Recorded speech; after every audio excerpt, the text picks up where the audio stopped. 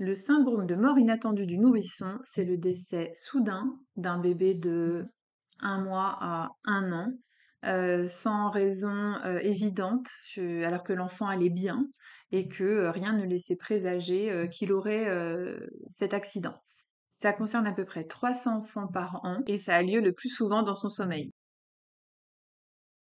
La mort inattendue du nourrisson, c'est le décès de cet enfant, mais parfois on ne trouve pas de cause à ce décès dans à peu près la moitié des cas, et dans ces cas-là, on parle de mort subite du nourrisson. Donc en fait, la mort subite du nourrisson, c'est la moitié des morts inattendues du nourrisson, ce sont les décès qui ne sont pas explicables. En fait, c'est le regroupement de 3 contextes un peu particuliers. C'est un enfant qui est dans une période de développement intense, notamment les 4 premiers mois, qui est l'âge vraiment, accru de d'accident, donc avec un gros développement neurologique, physiologique. Ça peut être aussi un enfant qui va être un peu fragilisé, par exemple s'il était prématuré ou s'il avait un petit poids de naissance. Et il va être confronté à des facteurs de stress environnementaux. Alors souvent, on parle beaucoup du couchage, on parle beaucoup de l'environnement autour de ce couchage, mais ça peut être aussi une infection, ça peut être un traumatisme. Donc voilà, donc c'est une période de croissance intense, un enfant plus ou moins vulnérable et des facteurs environnementaux importants. Après, on va peut-être retrouver des causes cardiaques ou génétiques ou métaboliques lors de l'autopsie du bébé. Effectivement, la campagne sur le couchage sur le dos faite au XXe siècle a réduit les risques de mort inattendue de 75%.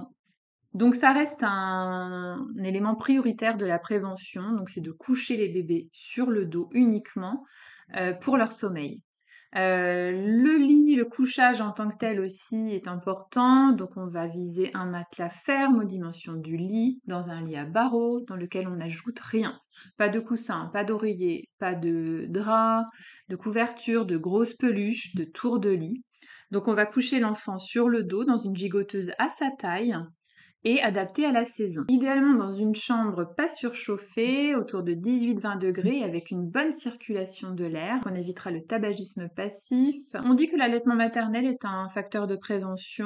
On dit aussi que le fait de partager la chambre des parents est un facteur de prévention. Donc si possible de coucher l'enfant dans la chambre des parents, mais dans son propre lit durant au moins 6 mois, voire 1 an. Et certaines recherches disent aussi que la tétine peut être un facteur de prévention de la mort inattendue du nourrisson.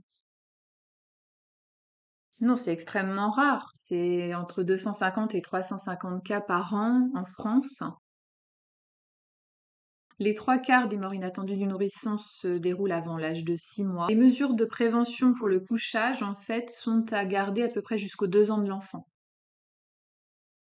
Si le nourrisson est décédé d'une mort inattendue, donc une mine, il y a des centres de référence mines qui vont vous accompagner durant cet événement dramatique.